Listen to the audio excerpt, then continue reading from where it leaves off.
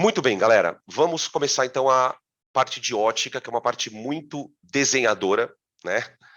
E a parte de ótica, ela começa com algumas definições. Então, nessa primeira aula, que é uma aula bem tranquila, talvez seja a única aula mais tranquila, porque as outras já são mais pesadinhas, mas assim, né? Nada que chegue perto da mecânica. Nada que chega perto da mecânica, né? Muito mais da eletricidade, isso aqui é muito mais tranquilo. Aqui o negócio é desenhar. Eu até falei para vocês no Slack, né? Que eu sugiro que vocês peguem aquela folha quadriculada, tá? Para vocês. Ah, o Arthur tá mandando o link aqui. O Arthur tá mandando um link da folha quadriculada. Então, se vocês quiserem, depois vocês clicam lá no link, tá?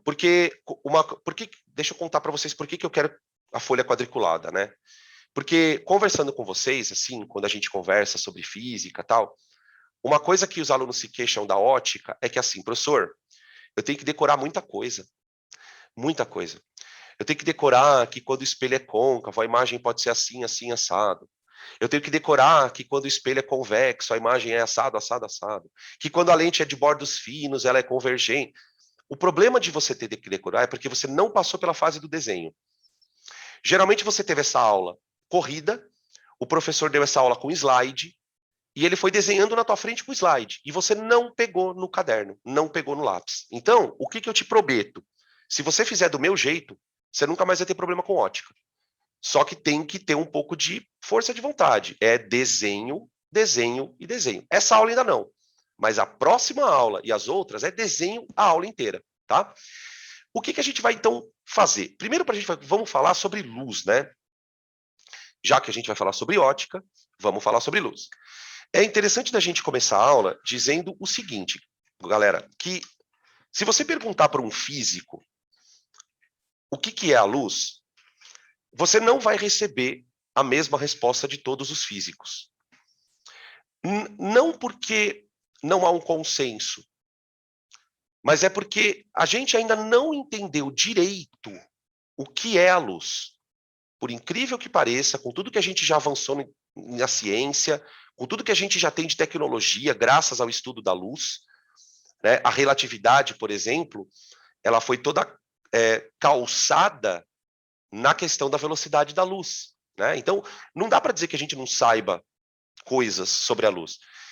O problema é que quando você vai explicar um fenômeno da luz, você precisa usar um modelo, né? Por exemplo, quando eu vou explicar a formação de uma imagem no espelho, eu posso usar dois modelos para a luz. Eu posso dizer que a luz que está sendo refletida é uma onda que bateu e voltou, porque ondas sofrem reflexão. No entanto, eu também posso dizer que a luz é formada de partículas. Como se, quando a luz incidisse numa superfície, fossem partículas colidindo com a superfície. É claro que você pode dizer para mim assim, professor, eu acho que você está meio viajando. Dizer que a luz é partícula? Ainda hoje se fala nisso? Sim, sim. O modelo de partículas, gente, ele vem acompanhando a gente ao longo da história da ciência.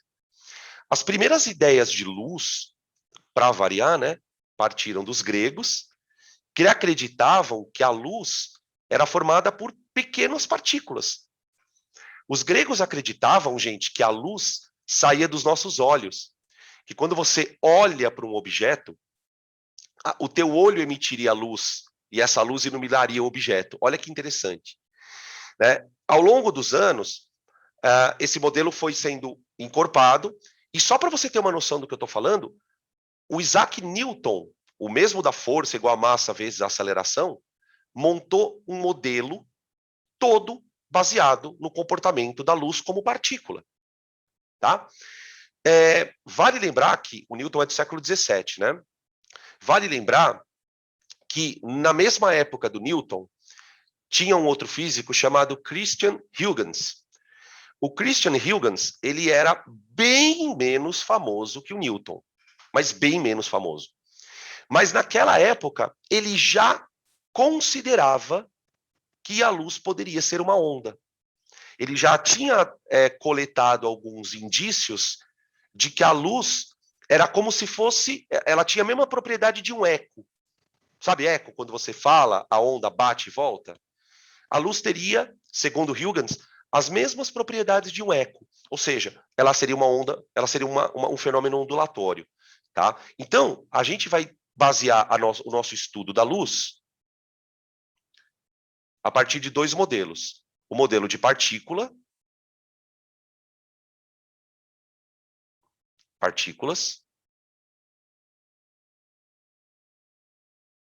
tá?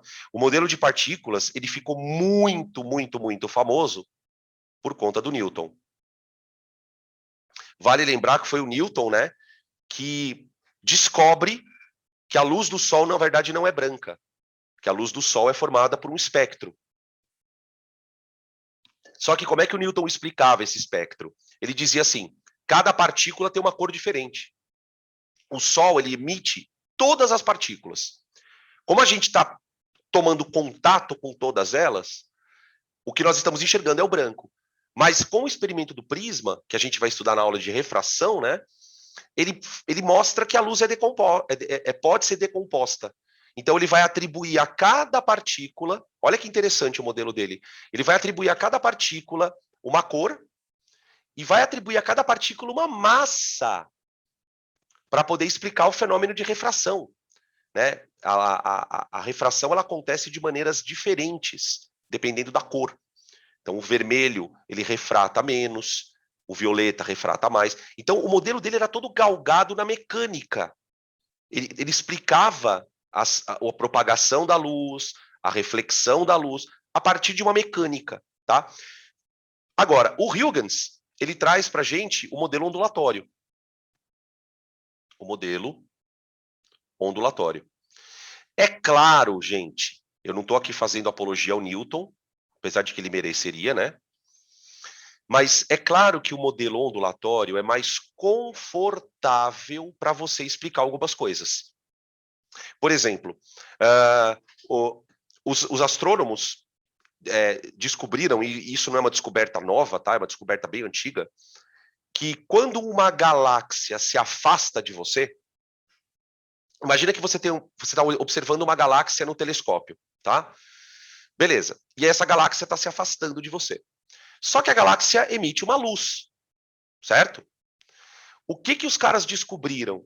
Que quando a galáxia se afasta de você, essa luz, ela sofre um efeito Doppler, similar ao efeito Doppler do som, né?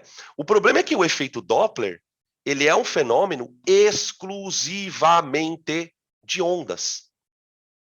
Então, como é que eu posso justificar que a luz é uma partícula, sendo que ela sofre Doppler? Né? Então, isso é uma questão da gente se considerar. Tá? Então, para o que a gente está estudando, é muito mais confortável a gente olhar para a luz como onda. Embora eu possa destacar para vocês o seguinte, o modelo... Então, aqui é o Huygens, né? Deixa eu só escrever aqui o nome do cara. Huygens. Tá? Eu vou, inclusive, galera, colocar no Slack para vocês um vídeo bem antigo, mas é antigo pra caramba. Tipo de televisão, aquelas televisão que você vê tudo mexido assim, sobre a dualidade onda-partícula, tá? É um vídeo para vocês assistirem sem compromisso, mas para quem gosta de física, para quem curte o assunto, assista esse vídeo. É um vídeo de 50 minutos, tá? É um vídeo bem grande, onde ele compara o modelo de partícula do Newton com o modelo do Huygens, o modelo de onda. E é muito legal porque o vídeo tem um pouquinho de bom humor, ele faz uns desenhinhos, é uma coisa bem tosquinha, mas é bem feita, tá? Em termos de enredo. E aí, outra coisa que eu queria comentar, né, antes da gente falar dessa imagem, que eu nem falei da imagem ainda, é que o modelo de partícula, o modelo de onda, ele vai ser usado durante todo o século XX, né? Século XIX, século XVIII, século XIX, século XX, e graças a ele, a gente tem uma série de fenômenos já bem explicados, por conta do fenômeno ondulatório. Agora, no começo do século XX, ninguém mais, ninguém menos do que o Einstein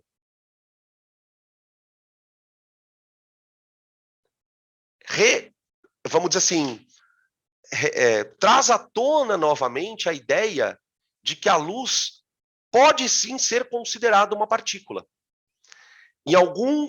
Na análise de alguns eventos, de alguns fenômenos, o Einstein percebe que seria necessário retomar o modelo do Newton de partícula. Só que, claro, né, com uma outra roupagem, né? O Einstein foi quem cunhou o termo fóton. O fóton. O fóton, hoje, é uma partícula da mecânica quântica. É uma das partículas do sistema do modelo de partículas da mecânica, né? Então, assim como o elétron, o bóson, o quark, o muon, o gluon, o bárion, você tem uma partícula chamada fóton, né? Para explicar o efeito fotoelétrico, né? Que é um efeito em que você ilumina um metal e esse metal ioniza, ele perde elétrons. Os elétrons escapam do metal quando você ilumina ele, né? Para poder explicar esse evento, ele vai dizer que, na verdade, a luz ela colide com os elétrons. As partículas de luz sofreriam colisões e essas colisões com alta energia fariam o elétron sair do metal, ionizava o metal. Então, é muito louco, né? Porque tem hora que você está voltando para a partícula, tem hora que você está voltando para a onda. Quer dizer, qual a conclusão que a gente chega? Que o nosso modelo de luz ainda não está completo, né? A física ela é muito cética em algumas questões. Em que sentido? Se você precisa de dois modelos para descrever um fenômeno, na melhor das hipóteses, esses modelos estão incompletos, né? A gente já tem grandes evidências de que o modelo ondulatório ele não é um modelo ruim, mas ele não tá completo, tá? Ele é o que mais se aproxima, mas ainda, repito, não explicando uma série de coisas, tá bom? Bom, admitindo que a luz é uma onda, e a gente vai começar logo menos aí a parte de ondulatória, né? As ondas, elas são classificadas... Deixa eu fazer o seguinte aqui, peraí. Deixa eu fazer uma coisa. Perdão. Deixa eu dar um double aqui, porque daí eu faço umas anotações. Tá? Então, ó, bom, se vocês quiserem tirar print desse slide aqui, não tem nada demais, né? O que a gente precisa saber sobre a luz como onda? Então, vamos lá. A luz como onda. A luz como onda. A primeira coisa que nós precisamos saber sobre a luz é que ela é uma onda do tipo eletromagnética.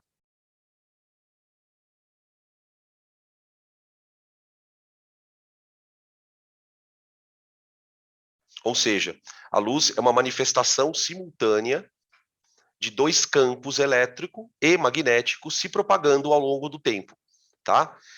Geralmente, para você produzir a luz, existem vários fenômenos que produzem luz, né? A gente sabe disso, né? Mas basta você pegar um elétron e oscilar esse elétron que ele emite luz. A própria oscilação de um elétron já é um evento que vai emitir luz, tá? Quando o elétron oscila, o elétron, ele por si só, né? Ele já é uma fonte de campo elétrico, porque ele tem carga, né? Quando você acelera ele cria um campo magnético, né? Lembra que todo condutor percorrido por corrente elétrica cria campo magnético. Ou seja, quando você faz um elétron andar, ele cria um campo magnético. É muito lindo isso, né? E a manifestação, então, é a luz. Qual é a característica de uma onda eletromagnética? Bom, ela se propaga no vácuo,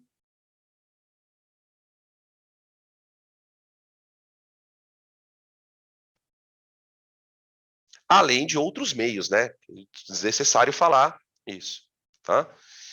Outra coisa importante, ela tem uma velocidade constante,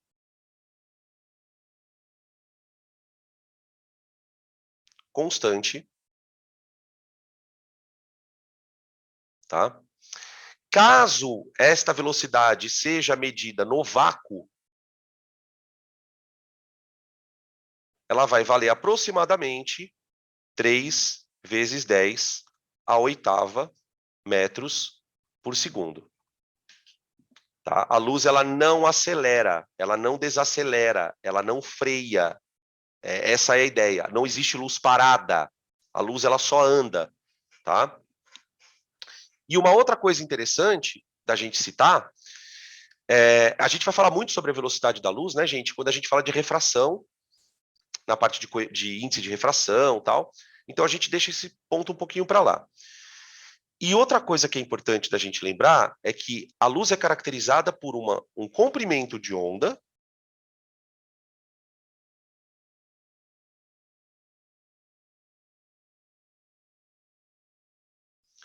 e uma frequência.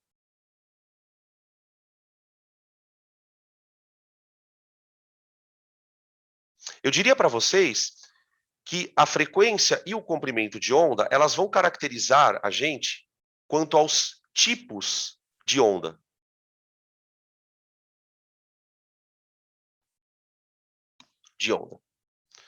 Tá? As ondas eletromagnéticas, elas são você tem uma infinidade de tipo de onda eletromagnética. Cada onda tem um efeito, né? Por exemplo, aqui você tem essa tabela que é super famosa, que mostra o que eu chamo de espectro eletromagnético. Então, vamos pegar aqui o nosso laser. Tá vendo essa linha aqui, ó? Toda essa linha? Essa linha, ela se refere a todos os tipos de ondas que nós conhecemos desde a história da humanidade. Quais foram as primeiras ondas que nós percebemos a existência? A luz. Né? Como dizia o grande nosso Senhor Deus, qual foi a primeira coisa que ele falou quando criou tudo? Faça-se a luz.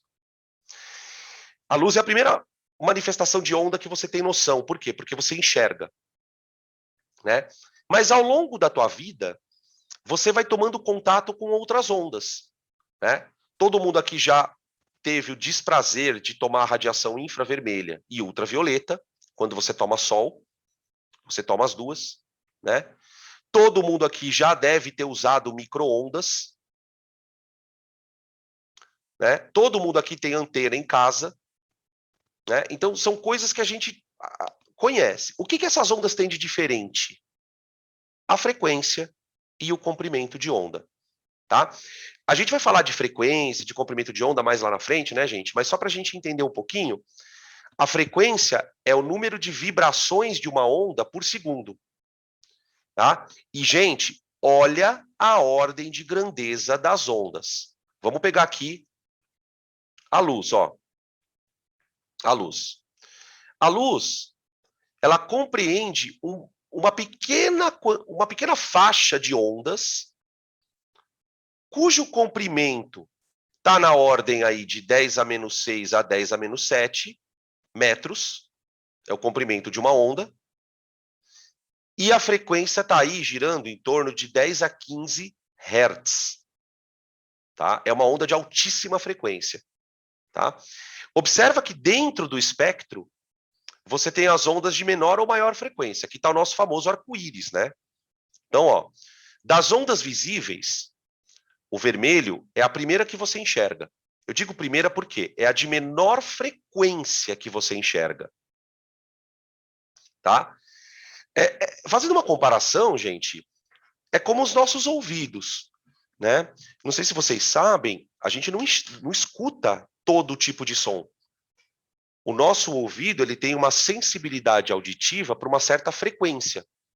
Então, se a frequência for... Não sei se vocês sabem, né? A frequência que a gente ouve, ela é aproximadamente entre 20 Hz e 20 mil Hz. A gente consegue escutar isso. No nosso olho, a gente tem uma sensibilidade também, tá?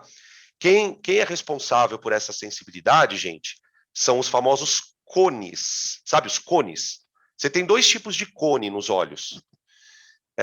Cada grupo de cones é responsável por captar uma frequência. Então, você tem cones que captam a luz vermelha, verde, azul, e tem um outro tipo de cone que capta, por exemplo, verde, laranja, violeta, por exemplo. Né? Então, quando a luz entra, cada grupo de cones vai ter uma captação diferente. Né? As pessoas que têm daltonismo, elas têm deficiências nesses cones. Então, alguns comprimentos de ondas a pessoa não enxerga. Ela não consegue detectar aquela cor que a gente enxerga. Tá bom? Beleza? Tudo bem até aqui? Então, o nosso espectro visível, a gente já falou desse espectro várias vezes, né? Sobretudo quando a gente estudou lá no começo do curso, gente. modelo atômico. A gente fala sobre espectro eletromagnético, tá? Percebe que tudo que eu estou falando aqui, eu estou me baseando no modelo de Huygens, de onda. Então, eu estou falando de frequência, eu estou falando de comprimento de onda, tá? Beleza? Tranquilo? Depois a gente vai discutir que essas ondas, elas carregam energia, né? Não sei se vocês vão lembrar da equação de Planck para a mecânica quântica, onde ele diz assim que a energia de uma onda é igual a uma constante, esse H é uma constante, multiplicada pela frequência da onda. Olha que interessante. Tá? O Einstein utiliza essa equação para explicar o efeito fotoelétrico. Então, o que ele diz? Olha, cada frequência está associada a uma energia. Então, o que a gente vai percebendo? Que as ondas de maior frequência carregam mais energia. E são potencialmente perigosas, ou mais perigosas, né? Não estou dizendo que o infravermelho não seja perigoso. O infravermelho causa queimadura, gente. Né? Agora, por exemplo, se você ficar tomando onda de UHF, se você ficar lá encostado numa antena, você não vai morrer. Né? Você não vai morrer. Agora, fica perto de uma máquina de raio-x. Fica perto de um pulsar. Um pulsar. Pulsar é aquelas estrelas que ficam pulsando nas galáxias, tá? Fica perto do Sol, por exemplo. Né? Essas energias, essas ondas, por que elas tendem a ser perigosas? Porque elas carregam muita energia. Então, elas acabam destruindo material genético. Elas são radiação ionizante. A radiação tem tanta energia que, quando ela bate no corpo, ela arranca elétron do corpo. Então, ela ioniza corpos. Tá? São radiações bem perigosas. A própria ultravioleta já tem um potencial de câncer, né? Principalmente o UVC, o UVB e o UVC. Tá bom? Tudo bem, gente? Tranquilo? Bom, para nós, para a ótica geométrica, a gente não vai olhar muito para a luz como onda. A gente vai adotar um modelo muito mais parecido com as ideias do Newton do que com as ideias do Huygens. Por quê? Porque aqui a gente está querendo estudar o quê? Não é qualquer coisa da luz. Não é qualquer coisa. Eu quero estudar a formação de imagens. Espelho, refração, lente, ótica da visão. Então, quando a tua preocupação é trabalhar com formação de imagens, a gente usa uma ótica geométrica. A gente nem vai lembrar que o que está se propagando é uma onda. Nem importa que aquilo seja uma onda, para falar bem a verdade, gente. Tá? Vamos lá, então. Ó. Como a gente não vai ficar dando muita importância para o fato da luz ser uma onda, pelo menos por enquanto, peraí, deixa eu fazer uma coisa aqui. Ah, tá, beleza. A gente precisa adotar uma representação para a luz. Não, eu não quero mexer com onda agora. Preciso de uma coisa mais simples. Então, a gente vai adotar o modelo de propagação por raios. Então, para nós, a luz, a partir de agora, será formada por raios. Tudo bem? Só entendendo que não existe raio. Não existe raio de luz. O que existe são ondas. Mas para que a gente consiga estudar os fenômenos, eu vou fazer de conta que são raios. Tá? O que é um raio de luz? Está aqui. É uma linha orientada que representa a direção e o sentido de propagação da luz. Então, por exemplo, aqui você tem um objeto e um observador. Então, quando você olha para isso aqui, você entende perfeitamente o que está acontecendo, né? Um desenho super simples, super claro. Ah, é a luz que está saindo da florzinha e chegando no meu olho, tá? Essas linhas, elas sempre vão ser retas, tá? Esse é um dos princípios da propagação da luz que a gente vai daqui a pouco discutir, tá bom? Beleza. Outra expressão que a gente vai acabar usando, qualquer coisa vocês pedem para voltar, tá, gente? Eu vou passando aqui. É o termo feixe de luz, né? Eu uso o termo raio e feixe. Na verdade, o feixe de luz é um conjunto de raios. Acabou. Simples. Então, se uma fonte está emitindo vários raios de luz, eu vou representar vários daquelas linhazinhas. Aquilo você tem uma representação chamada feixe. Tá? Esses feixes, eles são divididos em 3 categorias. Tá?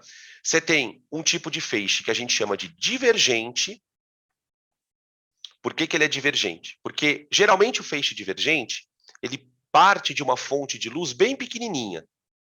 Bem pequenininha. Então, por exemplo, quando você imagina a chama da vela aqui, se você pegar um pontinho dessa chama, só um pontinho dela, esse pontinho ele está emitindo raios de luz em todas as direções.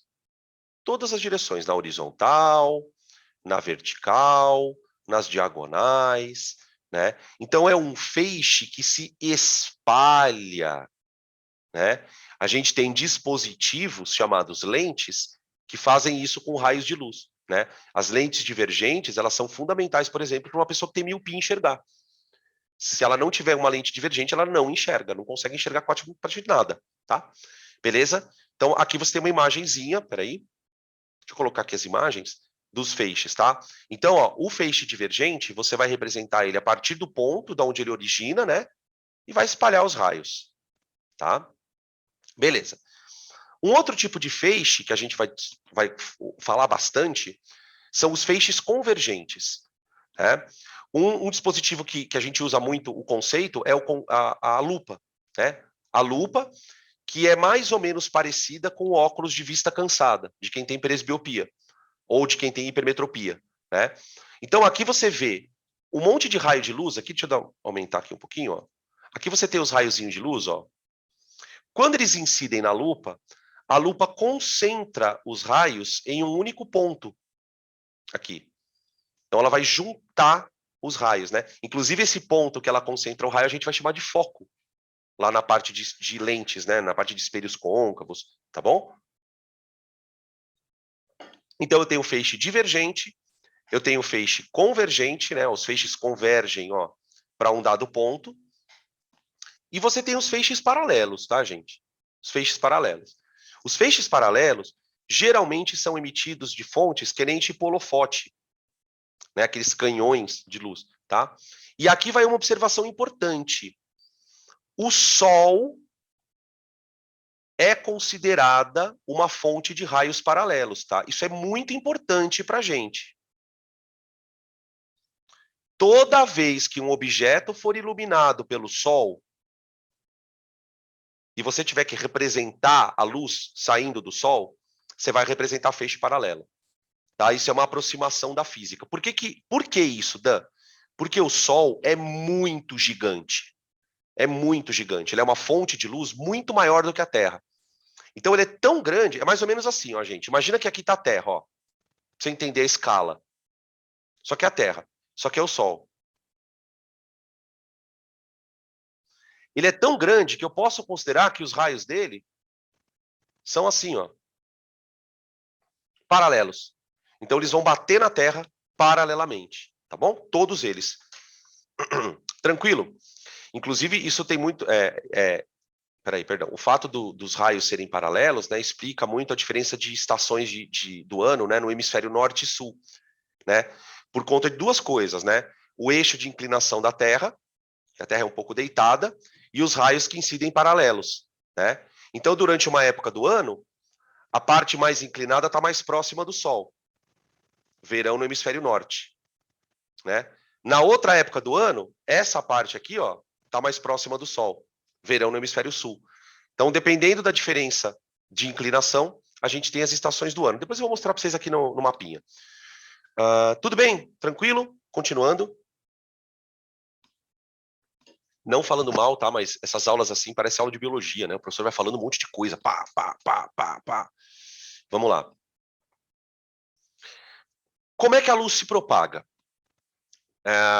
Bom, ela se propaga primeiro, né? Como a gente já falou, com velocidade constante. Ponto. Não tem como você acelerar a luz. Não tem freio de luz. O que ela faz, sim, é mudar de velocidade quando ela muda de meio. Então, quando a luz passa, por exemplo, do ar para a água, quando a luz passa do ar para o vidro, ela vai mudar de velocidade. Mas, além dessa questão, né, você tem 3 outras coisas para a gente enunciar. Como é que a luz se propaga? Primeiro, em linha reta, ou seja, a luz não faz curvas, tá? Ela não faz curvas, e aí a gente vai contestar isso na aula de ondulatória, tá? Não é verdade que a luz não faz curva.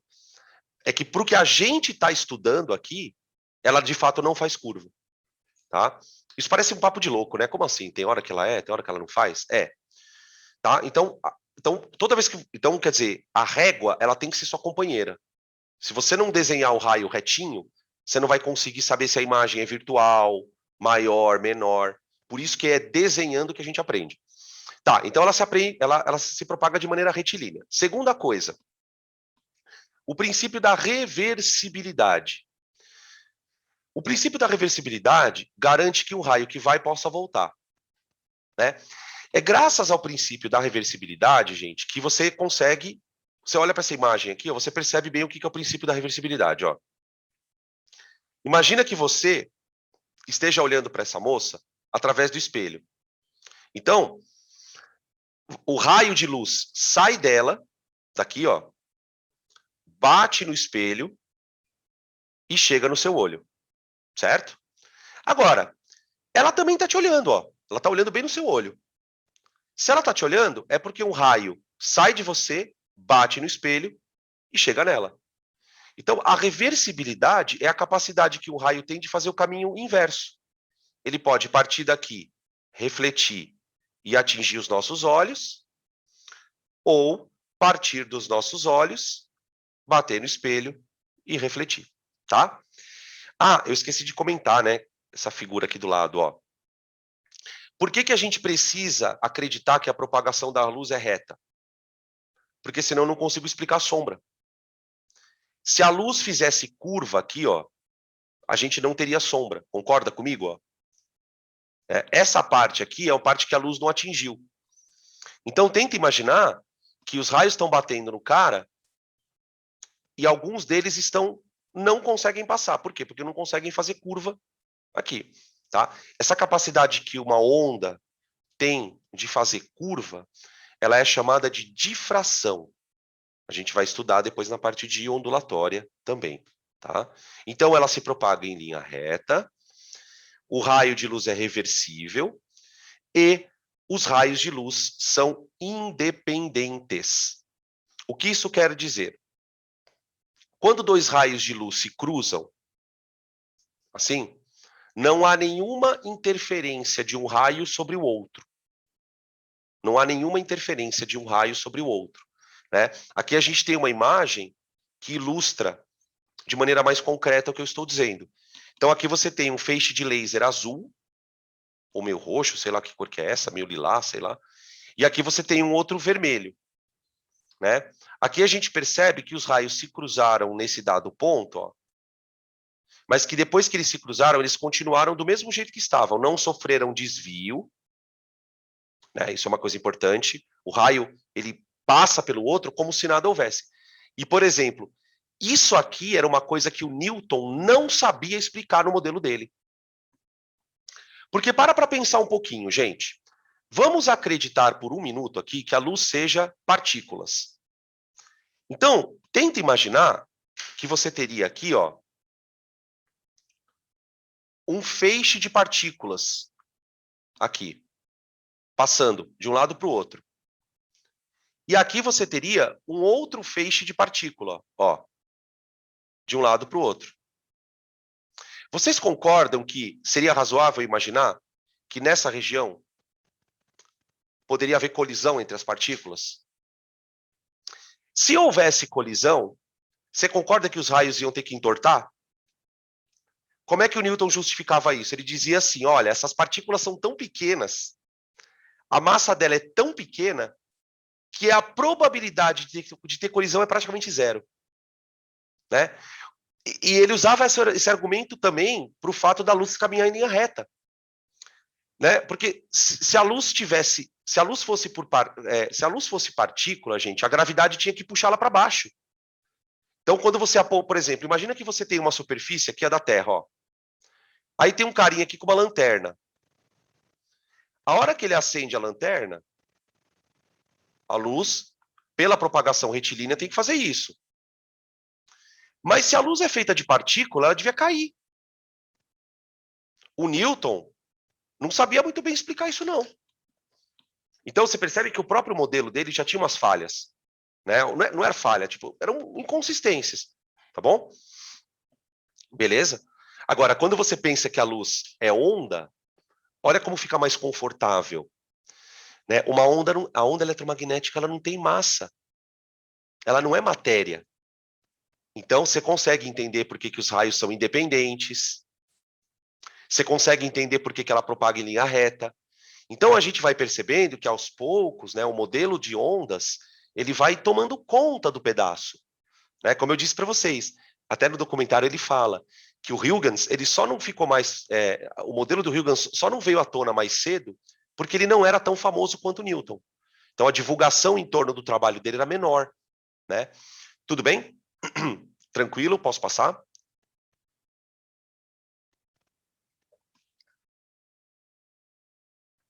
Aqui nós temos fontes de luz. A luz ela tem que partir de algum lugar para chegar no observador, certo? De que lugar ela parte? Você tem dois tipos de fontes das quais a luz pode partir. Uma fonte, um tipo de fonte chamada primária e um outro tipo de fonte chamada secundária. Né? Aqui eu tenho duas fotos e um vídeo para mostrar o que é uma fonte primária de luz. Tá? O Sol, uma coisa interessante de vocês entenderem é o seguinte, gente. Toda fonte que produz a luz dela, ela produz por algum fenômeno. Então, por exemplo, no caso do Sol, ele produz por fissão nuclear. Fissão nuclear. Né? Aqui você está vendo uma vela acesa. O mecanismo pelo qual a vela produz luz é totalmente diferente. É fusão. Fusão, obrigado. Viajei aqui. Fusão. Tô loucão. Fusão nuclear. Isso é porque eu já dei aula de radioatividade para vocês, hein? Fusão nuclear. A vela, ela vai produzir a luz por combustão. Né? Uma lâmpada, ela vai produzir luz por efeito Joule. Quando a corrente elétrica passa na lâmpada, né, e gera calor, efeito Joule. Né? Então, quer dizer, a gente está rodeado desses processos. Prestem muita atenção nessas coisas, porque o Enem é dono de cobrar a questão teórica. Né? Ele pode muito bem cobrar uma questão onde o assunto seja fonte primária e ele quer que você diga qual processo cada fonte emite a luz. Uma questãozinha bem interessante. Tá? Beleza? Peraí que tem dúvidas aqui, deixa eu ver. Bom, primeiro eu já tomei a bronca do Arthur aqui, que era a fusão. Tá, deixa eu ver aqui. Se a onda eletromagnética não tem matéria, como é que eu consigo associar a emissão de radiação infravermelha com temperatura, sendo que para ter temperatura tem que ter matéria? Peraí, que aí tem uma coisa que é importante a gente lembrar. A radiação infravermelha, ela só vira calor quando alguém absorve ela. Quando alguém absorve, não existe, de fato, o que você fala aqui tem sentido. Não tem temperatura no vácuo. Então, tenta imaginar uma onda infravermelha saindo do Sol. Enquanto ela está caminhando no vácuo, não tem temperatura. Ela só vai, vamos dizer assim, vai se transformar em calor quando ela entra na atmosfera. Por quê? Porque ao entrar na atmosfera, ela encontra moléculas que absorvam. Tá? Eu vou comentar sobre essa questão de absorver radiação quando a gente for falar de meio transparente, tá? Mas só para responder a tua pergunta objetivamente. A radiação infravermelha, ela não pode ser chamada de calor. Ela só vai se transformar em calor. A gente usa um termo, né, que é onda de calor. Onda de calor. É uma onda, mas ela não virou calor ainda. Ela vai se transformar em calor quando ela entrar na atmosfera e for absorvida. Na atmosfera, quem que absorve muito o infravermelho? CO2, né? O gás carbônico, que é um gás estufa. O N2O, que também é um gás estufa. Vapor d'água, que também é considerado um gás estufa, né? Embora a gente não fale dele porque não está aumentando a concentração de vapor d'água. Tá? E o metano, beleza? E tem uma outra coisa que é muito curiosa, que é... Bom, depois eu conto, vai, senão eu acabo dando os spoilers de mim mesmo aqui. Aí aqui eu queria mostrar esse vídeo, porque eu achei esse vídeo muito bonitinho. Eu vou mostrar primeiro para vocês o vídeo, e depois a gente comenta.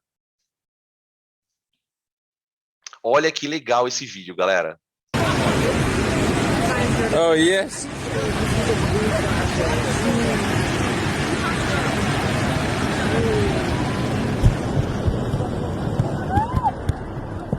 Olha.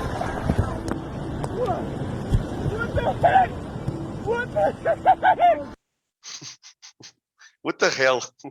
Os cara. Vocês sabem o que é isso, né? Isso é um bioluminescência, né? É uma bioluminescência. Isso é um dinoflagelado. Dinoflagelado. É uma alga que é um... Eu não sei se é uma alga, na verdade. Não sei se o termo correto é alga que se fala. É uma alga mesmo, né? Que a partir de um processo de bioluminescência, ele produz luz, cara. É muito legal. Tipo um vagalume, só que no mar, né? É tipo um vagalume. Então, assim, isso aqui pode ser considerado uma fonte de luz primária. Então, aqui você tem a bioluminescência.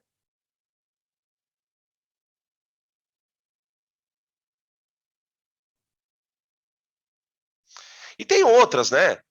Você tem a emissão de luz a partir de processos de reação química, a quimioluminescência, né? Enfim, tá? Beleza? Isso são as fontes de luz primária. Aí a gente tem as secundárias. As secundárias. Em relação às fontes de luz secundária, gente, não tem muito o que falar delas, não. Elas só emitem luz a partir de reflexões.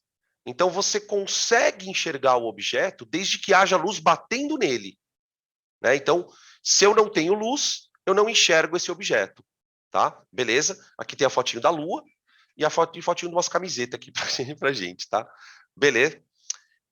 Então, vamos continuando. Aqui é aquilo que eu estava falando para vocês da fonte de luz, né? Quando a gente vai fazer construção de imagem, principalmente nesse começo, né, que a gente vai fazer sombra, vai falar de penumbra, faz uma diferença danada em saber como é a tua fonte de luz. Né? Em que sentido? Como a gente fazia na cinemática. Lembra lá que tem hora que eu vou dizer que o corpo é um ponto material e depois eu vou dizer que o corpo é um corpo extenso? A gente até falou sobre isso recentemente na estática. Então, com a luz é a mesma coisa. Tá? Aqui você tem a foto de uma estrela bem distante. Bem distante. A gente acredita que essa estrela seja gigantesca. Mas ela está tão distante de nós que nós vamos considerar que todos os raios de luz saem do mesmo ponto. Então você imagina, por exemplo, uma fonte de luz pontual e divergente. Ó. Ela faz isso. Ó. Tum. Tum. Tum. Né? Para tudo quanto é direção.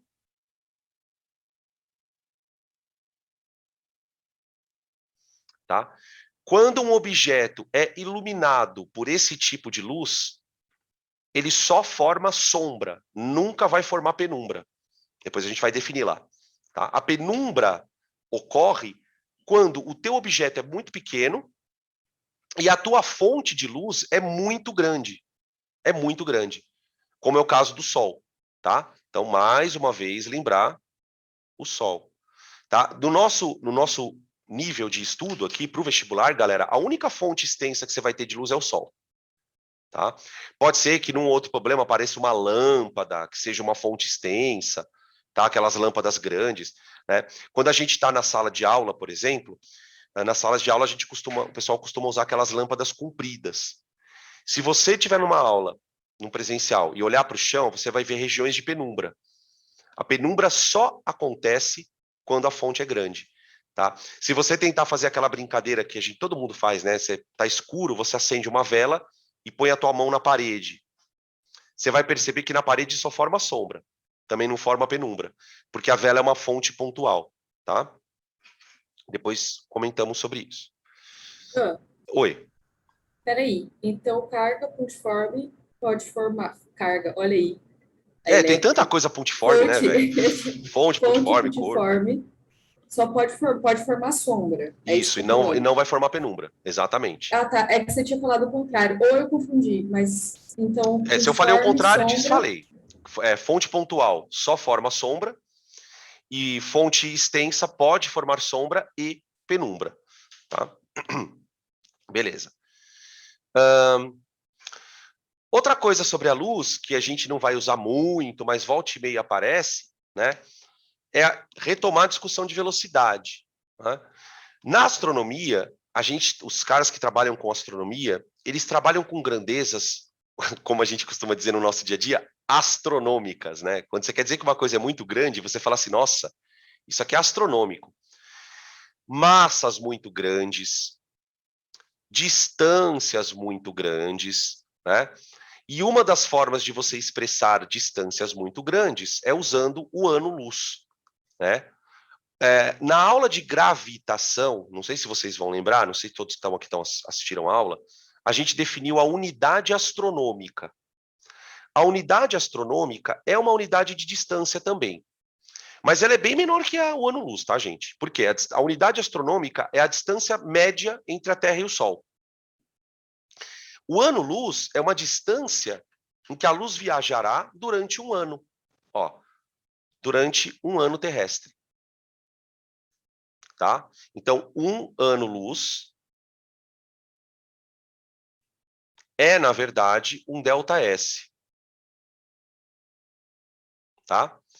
E é interessante que você lembre, a gente vai fazer bem rápido aqui, como é que a gente descobre quanto vale isso em metros. Ou em metros, ou em quilômetros, depende da tua escala. Tá? Bom, para você descobrir o ano-luz, vamos lembrar que a velocidade da luz vai ser igual a ΔS dividido por ΔT. Portanto, o ΔS, que é a distância, é igual a V vezes ΔT. Eu estou usando a fórmula de velocidade média, gente, porque a velocidade da luz é constante. Então, a velocidade instantânea dela é sempre 3/10⁸, não muda, né? Muito bem. Então, fica ΔS igual a... Bom, aqui vem 3/10⁸. Certo? Agora, aqui é que é a parte chata, ó. Um ano. Né? Como a gente está trabalhando com a velocidade em metros por segundo, seria interessante colocar o tempo em segundo. Então, é um ano, ó. 1 vezes 365 dias, vezes 24 horas, vezes 60 minutos, vezes 60 segundos. Tá? E essa é a conta. Tá? Essa distância vai dar um ano-luz. Tá bom? ΔS igual a 3/10⁸. Eu vou fazer assim, ó, vezes 3,65, 10 ao quadrado, vezes 2,4, 10 à primeira, vezes 60 vezes 60 dá 3,6, 10 ao cubo. Tá aqui. Geralmente, pessoal, quando os exercícios exigem que vocês trabalhem com essa distância em ano-luz, tá? Geralmente o exercício é mais tranquilo porque é de velocidade. Ele vai te dar o valor do ano-luz, já, pronto, para evitar que você faça essa conta horrorosa. Tá? Eu estou fazendo aqui porque a gente está na aula. Tá aqui. Deixa eu ver quantos que dá essa monstruosidade. 3 vezes 3,65 vezes 2,4 vezes 3,6. Dá 94,6. Então, dá 9,4 vezes 10. Aí tem a oitava, 10, 11, 12, 13, 14 e o 10 daqui 15. Eu acho que é isso aqui, ó. Aproximadamente. Tá? Ah, não, peraí. É 94, 10 a 18. Peraí. Ah, não, tá certo, é isso mesmo. É 9,4, 10 a 15. Confere para mim essa conta para ver se eu não viajei, mas acho que é isso aí mesmo. 3... Não, não é não. Eu errei na potência de 10. Isso aqui vai dar. É a mania de tentar fazer tudo de cabeça. Ó, só essa conta aqui, ó, 3 vezes isto aqui, vezes isto, tem que dar... Ah, não, estava certo, gente. Dá 94 mesmo. 94. Então é 10 a primeira. Aí oitava, décima, 11ª, 14ª, 15ª. É isso mesmo. Eu tive que fazer a conta 3 vezes. Tá aí. Beleza? Vou dar alguns minutos para o VAR se pronunciar. Se o VAR não se pronunciar, a gente segue o baile.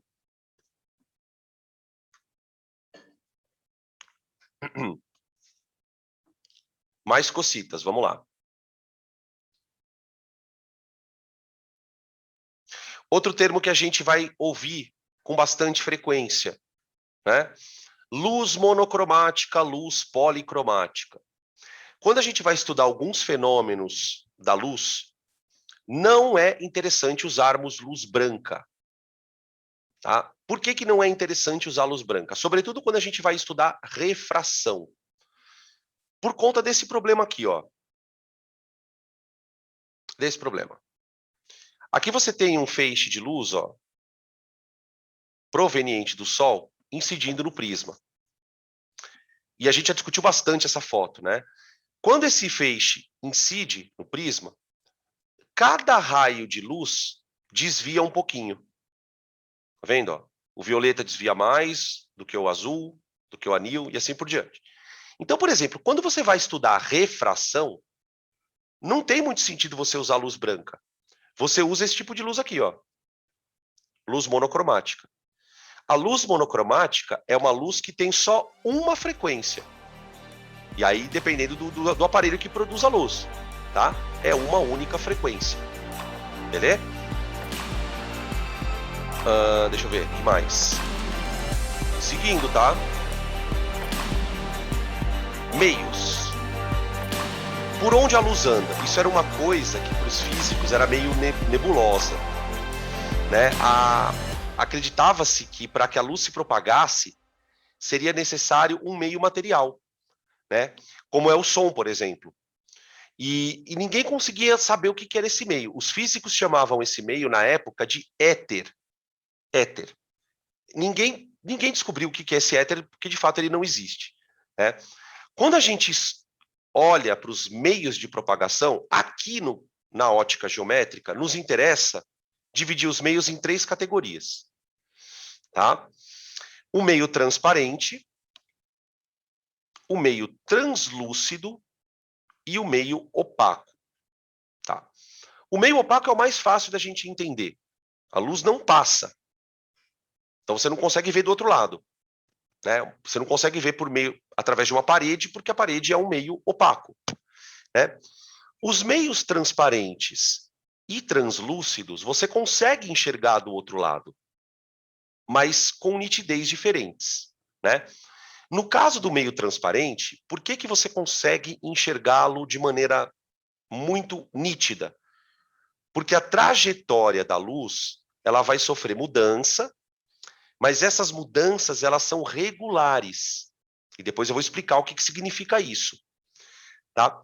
Geralmente isso acontece em alguns tipos de cristais, como, por exemplo, o vidro ou outros tipos de cristal.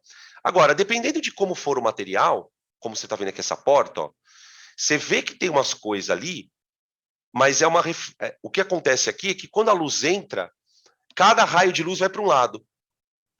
Gente, isso aqui é o que acontece mais ou menos na vista de uma pessoa que tem problema de visão. Né? Os raios, eles não batem no lugar correto da retina. Aqui o problema é a luz atravessa, mas na hora que ela atravessa, cada raio vai para um lado. Cada raio vai para um lado. E aí você tem, então, um meio translúcido. Tá? Beleza? Então, opaco, translúcido e transparente. É claro que na ótica que a gente vai estudar, a gente vai falar muito desse meio aqui, ó, do transparente. Tá? Continuando. Cores. Cores. A questão das cores, a gente já discutiu muito lá na química. Né? A cor que você visualiza, ela é o produto de uma interação da luz com a matéria. Basicamente. Tem toda uma questão ali de excitação de elétron. Aí o elétron sofre uma transição. aí emite o fóton. Aqui na ótica geométrica, a gente vai explicar a luz de uma forma, a cor de uma forma mais simples. Veja, eu tenho aqui uma superfície azul, uma superfície branca e uma superfície preta. Beleza. Quando uma superfície azul é iluminada com luz, por que a gente enxerga o azul? Porque ela vai absorver os outros comprimentos de onda, exceto o azul. Esse comprimento de onda que ela não absorve, gente, é o resultado da transição eletrônica. Né? O elétron absorve a onda, transita e volta. Quando ele volta para o nível menos energético, ele emite de volta a luz. Tá? Beleza? Então, isso é a cor. Quando o objeto é branco, ele vai refletir todas as cores. Todas as cores. Quando o objeto é preto, ele não reflete nenhuma das cores. Né? Daí aquela máxima que a gente ouve todo mundo falar, olha, roupa escura no calor, a pessoa sente mais calor de fato. Por quê? Porque o corpo negro, ele consegue absorver todo tipo de onda. Ele absorve tudo e não emite nada. Então ele vai guardando energia. Então se você colocar um corpo negro em contato com a luz, ele vai sofrer um aumento de temperatura muito maior do que um corpo branco ou de uma outra cor. Tá bom? Tudo tranquilo, né? Assim, nada muito, acho que nada muito novidade em relação, mas é aquela história, né, gente? A gente precisa começar a aula, então tem que começar o assunto. Não dá para começar metendo um espelho côncavo na cara da gente, Jó. Bom, aí a gente entra para a parte, para algumas aplicações do que a gente viu. O conceito de sombra e penumbra só existe por conta da propagação em linha reta. Como eu disse para vocês, se o objeto, se a luz não se propagasse em linha reta, nós não teríamos a sombra. Então, aqui nós temos uma figura que ilustra uma fonte de luz, e aí observe que a fonte é puntiforme,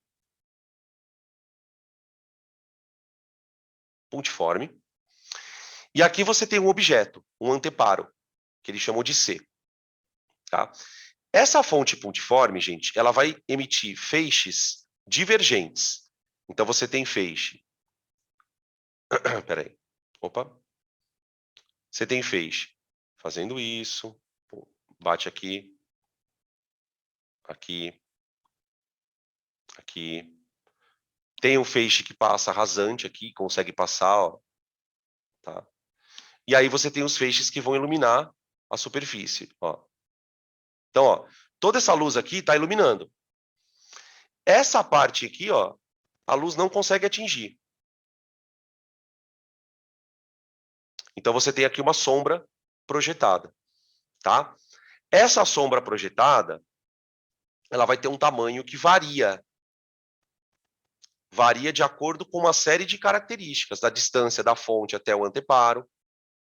Né? Geralmente, a gente consegue prever o tamanho da sombra pela distância da fonte no anteparo. E aí eu preciso contar uma coisa para vocês também, viu? Que vocês vão descobrir logo menos, mas já vou contando. O que a gente vai usar de semelhança de triângulo aqui, gente, vocês não têm noção. Eu diria para você que ótica, o pré-requisito dela é semelhança de triângulo. Na verdade, o que você precisa saber? Você precisa saber reconhecer triângulos semelhantes, tá? Por exemplo, vamos imaginar a seguinte situação. Espera aí, deixa eu apagar aqui. Opa. Aqui. Vamos imaginar que eu gostaria de saber o diâmetro dessa sombra. Tá vendo que ela virou uma circunferência, né? Bem maior do que o anteparo. Então, eu gostaria de conhecer, o diâmetro da sombra. Então, eu vou chamar esse diâmetro de Dzão. Dzão, aqui, ó. Dzão. Tá. O nosso anteparo, ele tem um diâmetro Dzinho. Certo? Quando nós posicionamos a fonte em relação ao anteparo, ela está a uma altura que eu vou chamar de Hzinho. Tá? É a distância da fonte até o anteparo, eu chamei de Hzinho. E a distância da fonte até a parede, eu vou chamar de Hzão. Tudo bem? Conseguem enxergar os triângulos semelhantes aqui, ó, gente? Aqui você tem um triângulo, ó. FC tananã, ó. FC tananã, semelhante a esse aqui grandão, ó. Tá vendo? Então, por uma semelhança de triângulos, a gente enxerga o seguinte, que Dzão está para Dzinho, assim como Hzão está para Hzinho. Né? Então, o tamanho da sombra ele vai depender de 3 valores, disso, disso e disso. Tá? Tem uma série de questões em que o cara vai pedir para vocês fazerem esse tipo de cálculo. Tá? Por exemplo, ele fala assim, qual que deve ser a distância da vela até a mão para que a sombra fique 3 vezes maior? Tá? Eles vão trabalhar com esse tipo de joguinho. Tá? Quando a gente for fazer os exercícios, eu comento com vocês. Beleza? Então, isso é a sombra. A penumbra, ela vai acontecer quando essa fonte é grande. Quando a fonte luminosa não é um ponto material. Então, ela vai ter regiões sem iluminação, mas vai ter algumas regiões que são parcialmente iluminadas, que aí eu já vou chamar de penumbra. Tá? Deixa eu passar aqui para o próximo. Ó. Esse desenho ele é mais delicado, para a gente poder entender. Olha só, aqui você tem a fonte de luz. Tá? A fonte de luz. E aqui você tem o objeto. Beleza. Para você descobrir... Então, primeiro, se a fonte de luz é muito grande, você vê que a fonte ela é quase do tamanho do objeto, né? É quase do tamanho do objeto. Então, se a fonte de luz é muito grande, ela vai produzir uma região de sombra e uma de penumbra. Como é que a gente determina essas regiões? Percebe que agora, do meu desenho, de cada extremidade da fonte, eu estou traçando 2 raios. Presta muita atenção. Então, ó, olha aqui no F. O F é a extremidade da fonte, certo? Nota que do F, eu estou traçando um raio que passa na parte superior do anteparo, e um outro raio que passa na parte inferior do anteparo. Beleza. Percebe que esse raio aqui, ó, ele veio e bateu aqui. Pum. Esse outro raio veio e bateu aqui. Do outro lado, eu fiz a mesma coisa. Eu tracei aqui um raio, ó, passando, batendo, no inferior e aqui também. Tá. Aí ele colocou aqui um outro raio partindo do meio da fonte, ó. Esse raio que parte do meio da fonte, ele nunca vai conseguir atingir nem essa parte e nem essa outra parte mais externa. Tá? Essa parte mais externa, ela tem um pouco de luz aqui. Por que ela tem um pouco de luz? Porque alguns raios conseguem atingir ela. Por exemplo, quer ver? Deixa eu fazer um desenho aqui para vocês.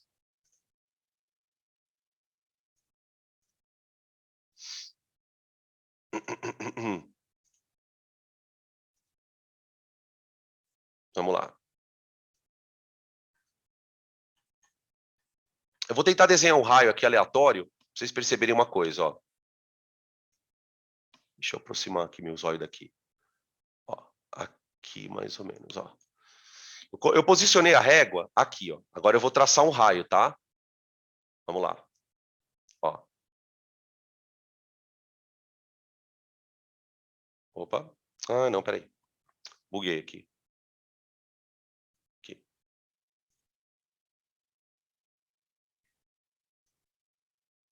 Vamos ver se vai. Mas por que não está indo? Ah, peraí. Será que é essa aqui? Peraí, gente, eu tô me identificando aqui com o negócio. Agora foi. Ó. Esse aqui, ó. Tá vendo? Deixa eu puxar a régua. Ó. Tá vendo esse raio que eu desenhei aqui, ó? Esse raio que eu desenhei aqui, ele passa bem rente e consegue atingir aqui, ó. Então, essa região, por que ela é chamada de penumbra? Porque ela não é formada por ausência total de luz. A quantidade de raios luminosos que bate aqui, ela é menor. Tem vários raios que saem desse corpo que não conseguem atingir a penumbra. Então, a coisa funciona mais ou menos assim, ó. Aonde não atinge nenhum raio, é a sombra. Nenhum raio chega aqui. Do lado da sombra, você tem uma região que alguns raios chegam a bater aqui, como esse aqui que eu mostrei, ó. Tá? E aí você tem então a penumbra. E aqui a área iluminada, tradicionalmente, tá bom? Lá nos exercícios de sala, a gente vai fazer um desenho disso. Aí eu vou mostrar para vocês como é que se faz, tá? Com a folha quadriculadinha, porque é aqui que começa o problema. Deixa eu explicar o que acontece. O professor ele mostra isso e não faz você desenhar. Então aquilo ali não vai ficar na tua cabeça nunca. Você só vai saber que existe uma coisa chamada penumbra. Se eu pedir para você desenhar, você vai ter dificuldade. A partir do momento que você desenha uma vez, você começa a lembrar mais fácil do assunto, tá bom? Beleza? Quando a gente fala em penumbra e sombra, não tem como a gente não falar dos eclipses, né? Os eclipses são os eventos mais miraculosos em relação a isso. É muito bonito, né? O eclipse é um evento muito chocante, né? Porque é uma coisa que está acontecendo no espaço de um fenômeno que você vê todo dia na Terra, que é a sombra, tá? Então, vamos lembrar que existem dois tipos de eclipses. Aqui você tem uma foto de um eclipse lunar, tá? A Lua, ela está posicionada numa certa região e ela está entrando aqui, ó, na sombra da Terra, né? Vamos lembrar que a Lua, ela faz um movimento de revolução em torno da Terra, certo? Ela demora 27, quase 28 dias para fazer esse movimento aqui. E a Terra vai girando em torno do Sol. É claro que de tempos em tempos vai acontecer da Lua entrar nessa região aqui, ó, da Terra. Tá? Percebe uma coisa aqui, viu, gente? O Sol, ele é uma fonte extensa. Então, aqui você tem uma região chamada cone de sombra. Mas você vai ter uma região de penumbra aqui também. Aqui você vai ter uma região de penumbra. Por exemplo, olha só o que eu posso fazer.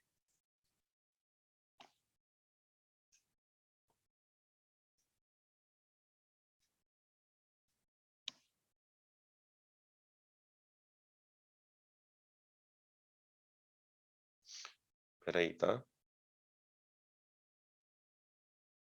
Acho que dá.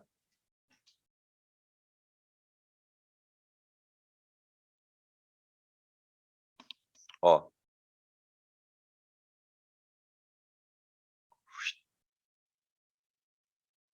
Tá vendo que eu tracei dois raios aqui? Oh, Deus. Vocês estão vendo que eu tracei dois raios? Um vindo para cá, ó. Ele já estava traçado, na verdade, né? Ó, esse aqui, ó. Esse aqui já estava traçado. E esse aqui eu tracei. Tá? Tá vendo essa região aqui, ó? Essa região aqui é a penumbra. Então, tipo, se a Lua passar por aqui, ó, você vai enxergar um eclipse parcial da Lua. Ela vai estar um pouquinho iluminada, meio escurinha, tá? Do outro lado, eu também tenho uma região de penumbra. Quer ver, ó?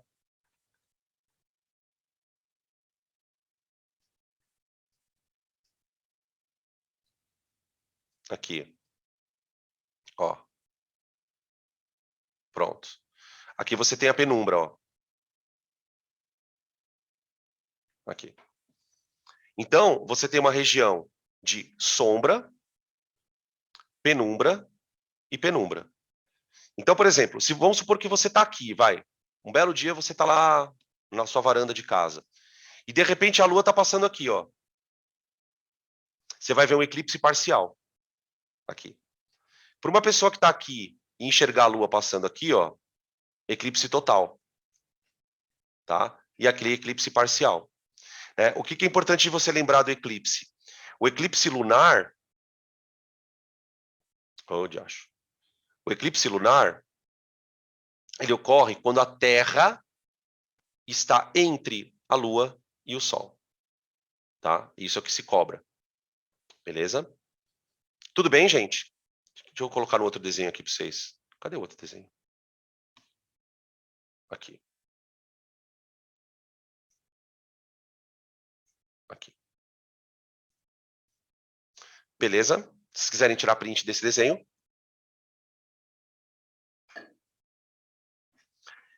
Uma outra situação é a seguinte, olha só. A Terra, a Lua, ela tem um movimento de revolução em torno do Sol. Então em torno da Terra, perdão. Então pode acontecer da Lua estar nesta região aqui, ó. Nesta região. Uma vez que a Lua esteja nesta região, pode acontecer o eclipse solar. O eclipse solar. Olha lá. A Lua se coloca entre a Terra e o Sol.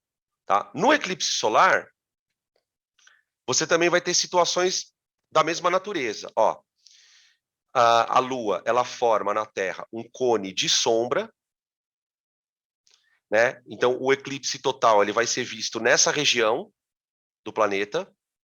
Quem tiver nessa altitude aqui, nessa latitude, perdão, vai conseguir enxergar o eclipse. As pessoas que estão em outras regiões, ó, vão enxergar o eclipse parcial. O eclipse parcial, quer dizer, o Sol ele não vai ficar totalmente escondido. Para uma pessoa que está aqui, ó, ela vai enxergar uma parte do Sol coberta pela Lua e uma outra parte luminosa. Tá? Beleza? Ó, aqui você tem as duas fotos. Aqui o eclipse total e aqui o eclipse parcial. Ó. É muito louco isso, né? É uma coisa surreal. Tudo bem? Outra coisa que eu queria comentar com vocês é a questão das fases da Lua. Isso é um assunto que às vezes aparece, né? O que acontece é o seguinte, gente. Por que a Lua tem fases? A Lua tem fases por conta do movimento de revolução dela em torno da Terra.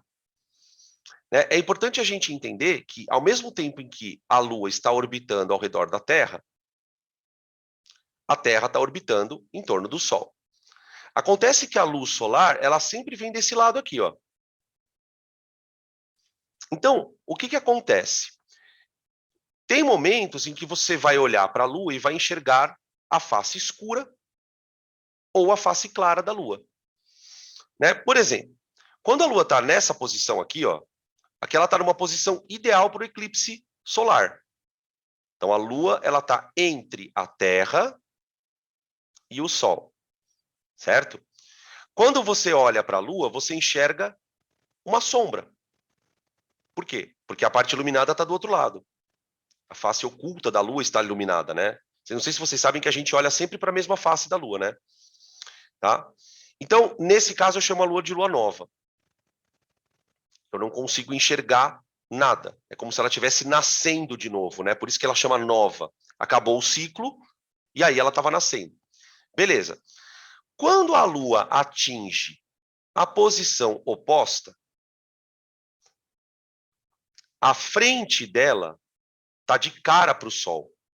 Tá vendo? Então, uma pessoa que olha para a Lua nessa noite aqui, ó, ela vai enxergar a face totalmente iluminada da Lua. E aí você tem, então, a Lua cheia. Tá? Entre a Lua nova e a Lua cheia, você tem a Lua crescente. Né? Por que ela chama crescente? Porque você, conforme os dias vão passando, você vai enxergando a Lua cada vez maior. Né? Quando é que a Lua atinge o apogeu em termos de tamanho? É a Lua cheia. A Lua cheia, né? E aí, depois que ela dá essa metade da volta, aproximadamente aí 14 dias, os outros 14 dias, ela vai completar a volta, e aí ela vai ser chamada de lua minguante, porque ela vai minguando, ela vai diminuindo. Cada vez que você olhar para a lua na mesma hora à noite, você vai enxergar ela menor, né? Você pode fazer um teste em relação a isso, né? Tipo, é que a gente, não sei se vocês têm câmeras boas em casa, mas você pode tirar a foto da lua, sei lá, 10 dias seguidos, na mesma hora. Vai lá no quintal, na varanda, na janela, olha para a lua e tira foto. Se você tiver uma câmera de resolução boa, você vai conseguir perceber que conforme os dias vão passando, essa face iluminada da Lua, ela vai aumentando, tá? O que os vestibulares cobram em termos de lua cheia, lua nova? Quando é que pode acontecer o eclipse? Então, ó, para acontecer eclipse do Sol, a Lua tem que estar entre a Terra e o Sol, certo? Então, eclipse solar acontece em lua nova. Tá? Eclipse solar acontece em lua nova. Quando a Lua está na fase cheia, ela vai estar na sombra da Terra, tá vendo? Porque agora a Terra está entre a Lua e o Sol. Então, nessa situação, é a situação propícia para o eclipse lunar. Então, vamos escrever isso aqui, ó. Eclipse lunar.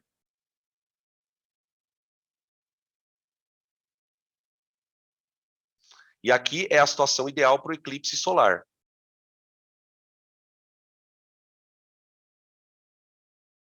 Tá? Beleza? Continuando.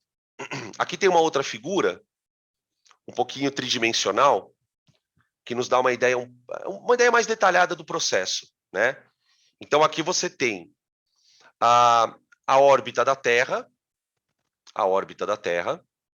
ó, tá? A órbita da Terra, e, ao mesmo tempo, a órbita da Lua. Tá? Uma outra coisa que é interessante da gente perceber é que a órbita da Terra, em torno do Sol, ela está contida num plano, tá vendo? Parece uma tábua, uma mesa. A órbita da Lua, ela não é coplanar. Ela não é coplanar, tá? Por que é interessante da gente falar isso? Porque é graças ao fato dela não ser coplanar que você não tem eclipse toda hora. Porque, para pensar um pouquinho, gente. Se a Lua demora 28 dias para fazer isso, ó, por que você não tem um eclipse a cada 14 dias e um outro a cada 14 dias? Porque a órbita da Lua, ela é assim em relação à da Terra. A órbita da Terra é assim, ó. Ela está num plano, aqui, ó, e a órbita da Lua está assim, ó. Então, tem vezes que que a Lua, ela está mais para cima da Terra. Como, por exemplo, aqui, ó. Ó. Tá vendo? Ó? Ela está bem próxima do cone de sombra. Mas aqui não tem como ter eclipse. O eclipse vai acontecer quando a órbita... Porque, assim, veja que esse plano aqui, ó, ele não é o mesmo plano da órbita da Terra. Mas tem um ponto aqui, ó, em que a Terra, o Sol e a Lua estão, além de alinhados, estão no mesmo plano, ó. Quando eles estão alinhados e no mesmo plano, você tem a chance de ter o eclipse. Então, não é sempre que acontece, né? Ela precisa ter um alinhamento ou aqui e no mesmo plano, ou aqui e no mesmo plano, tá? Quando a Lua está mais para cima ou mais para baixo, ó, no plano, aí não acontece o eclipse, tá bom? Beleza? Acho que está acabando aqui, ó. Espera aí. Ah, eu quero mostrar para vocês esse vídeo, cara. Puta, esse vídeo é muito bonitinho.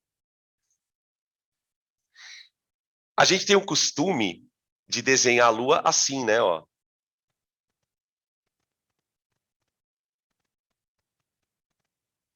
Nossa, ficou feio essa lua, hein? Nossa Senhora, Jesus amado.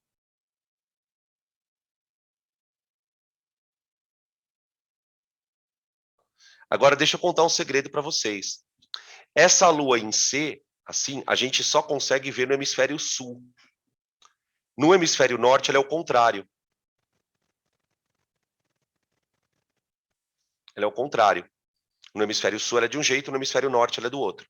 Eu vou mostrar para vocês o vídeo aqui. Espera aí. Deixa eu tirar essa régua chata daqui.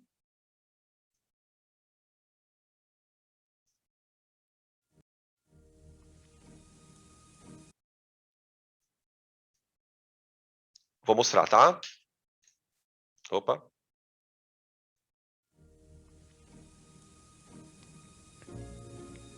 A Lua, em sua fase crescente, visível à noite, é iluminada pelo Sol que acaba de se pôr à direita, atrás do horizonte. Vamos para o sul.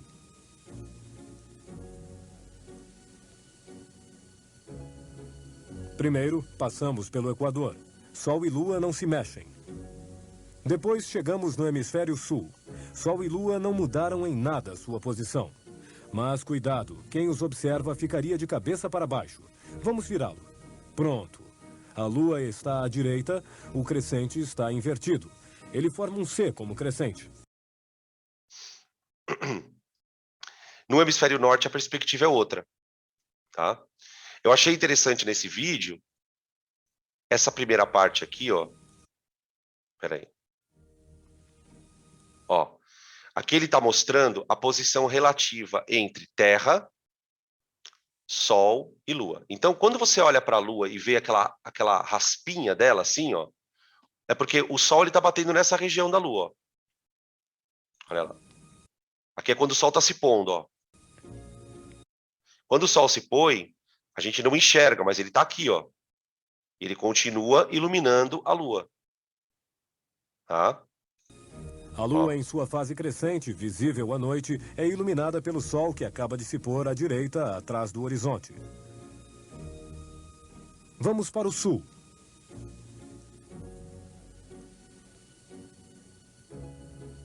Primeiro, passamos pelo Equador.